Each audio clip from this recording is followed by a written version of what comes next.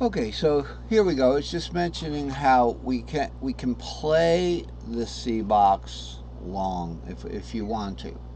Okay, and it's going to be 3 4 5 6 7 root. Let's zoom on in there. 3 4 5 6 7 root 2 3 4, and then we can go, instead of 5 6 7 root 2 3 4 5, we go 5 6 7 root 2 3 4 5 6. Now, if we want to keep the boxes as short as they want, and you want to exploit the open strings because your fret nut is here, in C you can just stick to the short pattern. See, if we bring this 7 over, we cut out of the long 5 6 7 pattern back over here and return to the original short pattern.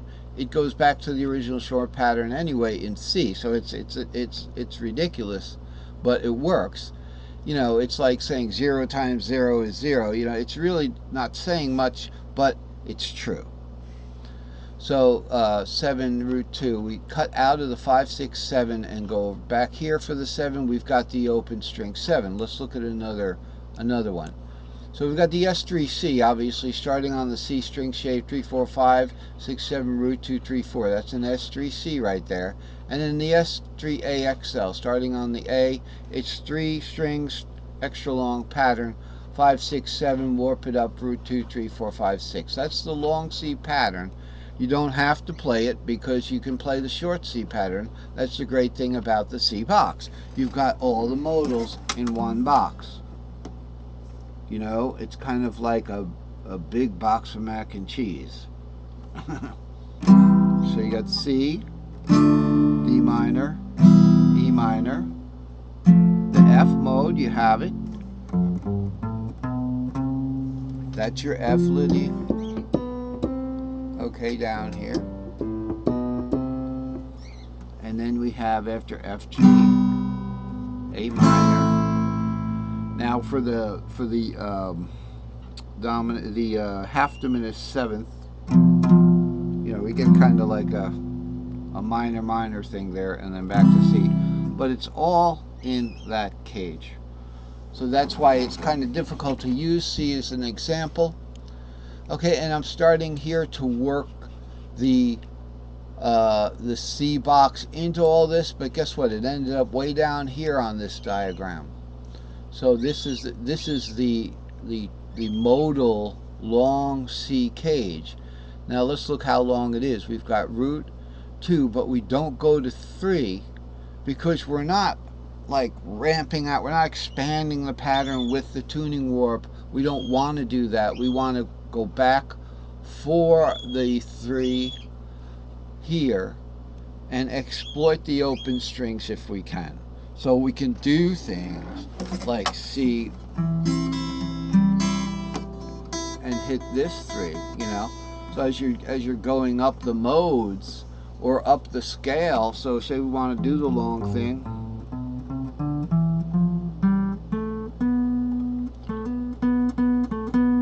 okay, how long does this box have to be? Well, if we want to do our 3 modals from the C box, it's going to be, so it's going to be E minor, A minor, and B half diminished, second inversion.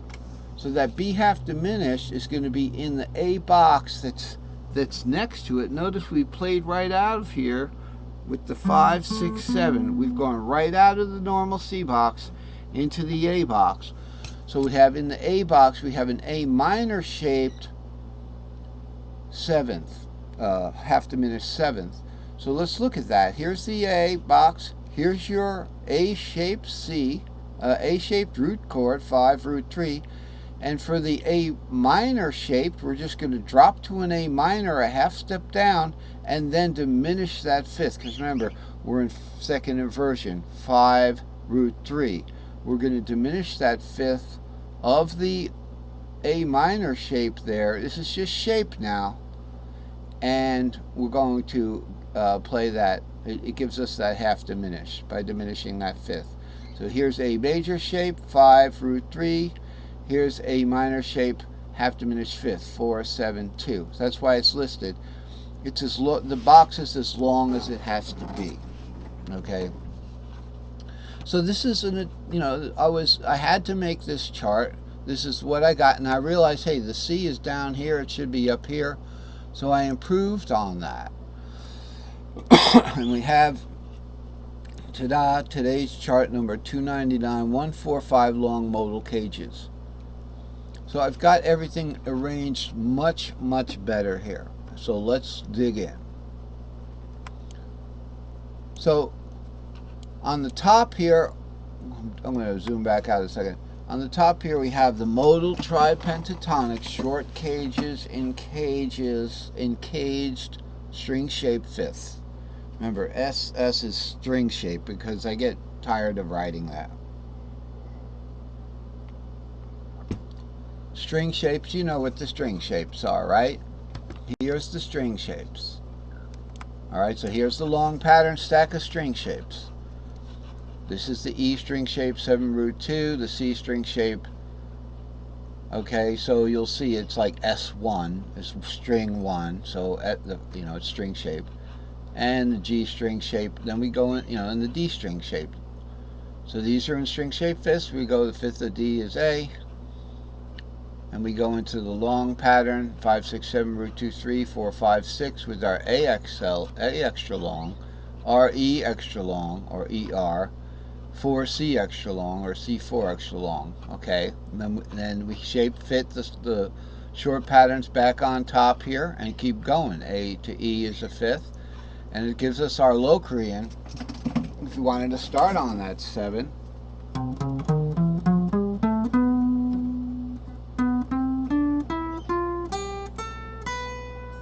okay, that's our Locrian starting on the 7. The Phrygian, if we started on the 3 down here, I'm just going to take the capo off for a second because I like to see what note I'm playing.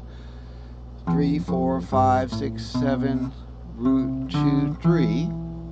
Okay, or if you counted in Locrian, it would be root 2 3 4 5 6 7 root. If you want to give that Locrian a local root. And then we have G, we have the Aeolian. So we have our 3 minors in a row.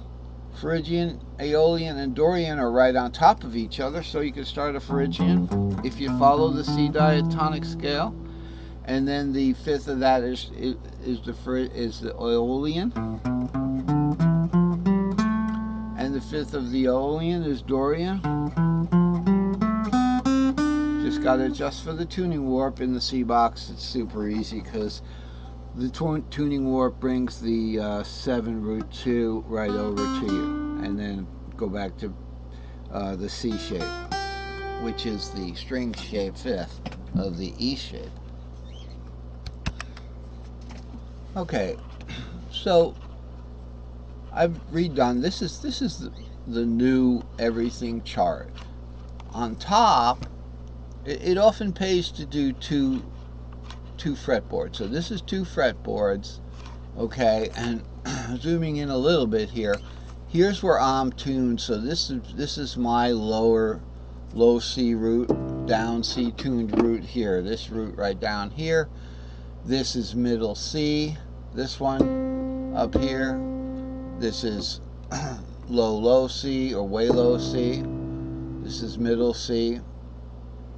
And of course down over here is root -1.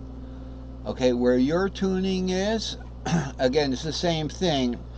So up here would be my middle C. So where your tuning is, this is your middle C. This is your lower C.